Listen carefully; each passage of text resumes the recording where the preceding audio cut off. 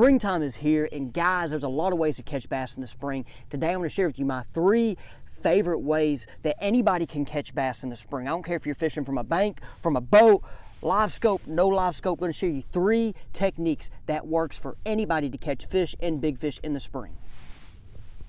Okay guys, the first one, okay, is something that I know a lot of my kids, and I actually have a couple kids that are really good with this technique.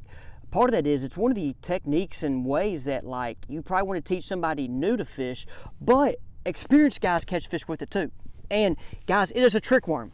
This is just a zoom look trick worm, skinny trick worm.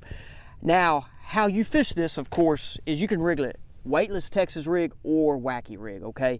So here guys, I have it on a hover rig right here, just testing it out, throwing it at brush piles and docks. But the thing though, that's what we're going to talk about. You can fish this in a lot of places, okay?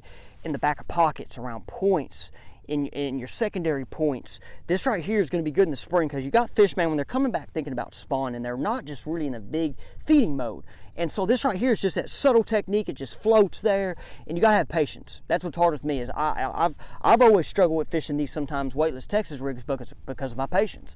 I just want them to eat it right away.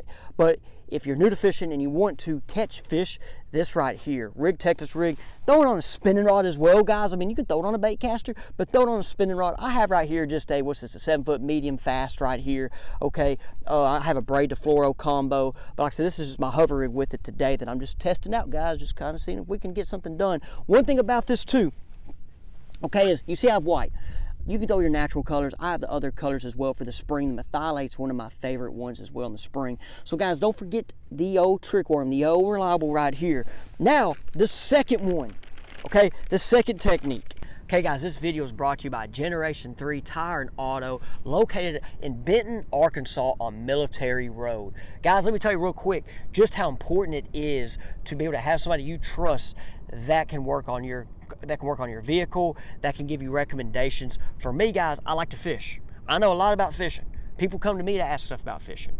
My man at Generation 3 Tire Auto, it's a 3rd generation family business, and they will be able to give you advice on set of tires, on what to do here with your car, on this with your motor, after having multiple years of family experience. Someone I can trust. My man Brady Butler is the owner. He got his dad Jerry there, and his grandpa there is still there as well.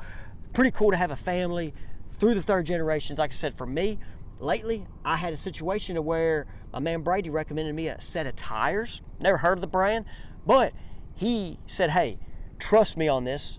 You have more of a warranty, and I know it's a very good quality product. And it's like that with the fishing, guys, as we have products that are good, but they might not be big of a brand, or they might just be a little bit less. Those bigger brands might be a little higher, and you might not get as much as you can as this brand right here. So guys, go up there, check them out. Generation 3 Tire Auto, Military Road, Benton, Arkansas. I've caught a lot of fish with this one, and big fish as well, guys.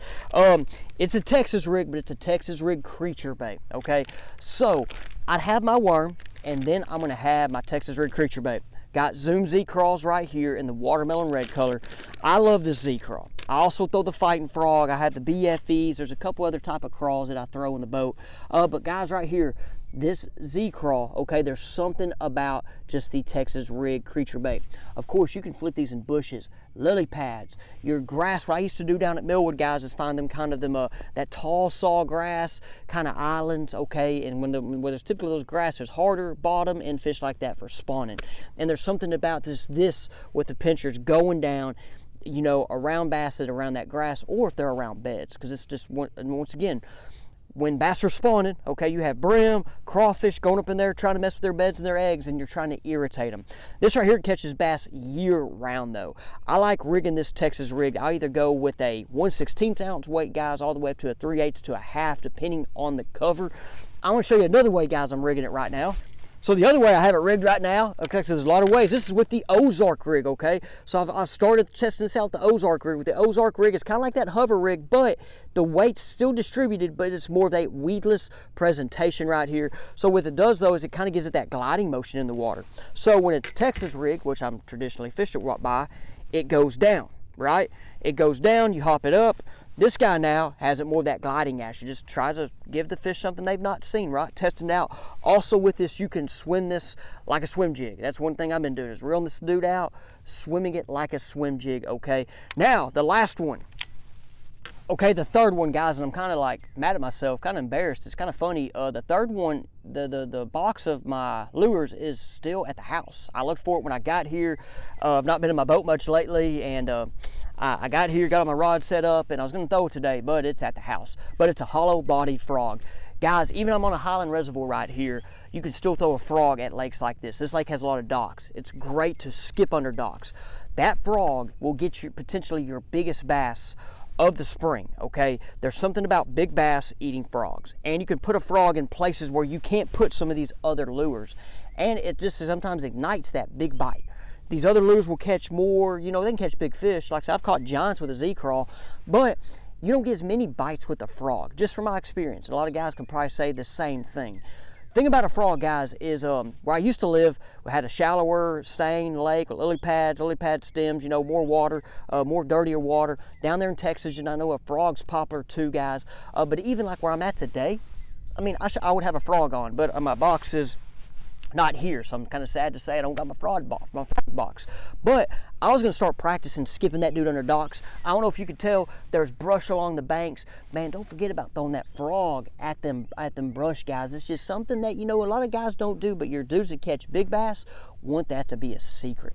The frog, guys, I like to use is the Toe Thumper Crawgill. I've thrown a couple frogs, guys. I've thrown the Spro frog. I've thrown a couple, but right now I'm throwing the Toe Thumper Crawgill. Kind of put a couple colors there for you guys. You know, I like that yellow black pattern. I think they call it the Bad Gill. And then the whole all black, you know, is another one as well. And they got a couple little varieties. But guys, do not forget your frog, okay? I know one thing too about a frog, you want a heavy rod. But guys, you want one that has enough tip so when they get that thing that they inhale it. If you have too thick of a tip, they're going to pull, you know, it's going to pull that thing right out. So you kind of want that moderate action tip as well. I know I still throw that thing on braid, even on a lake like this. I'm throwing it on braid, okay? So guys, 3 techniques right there. Quick video for you guys. Let me know what you think. What are your 3 favorite techniques in the spring to catch both numbers and big bass?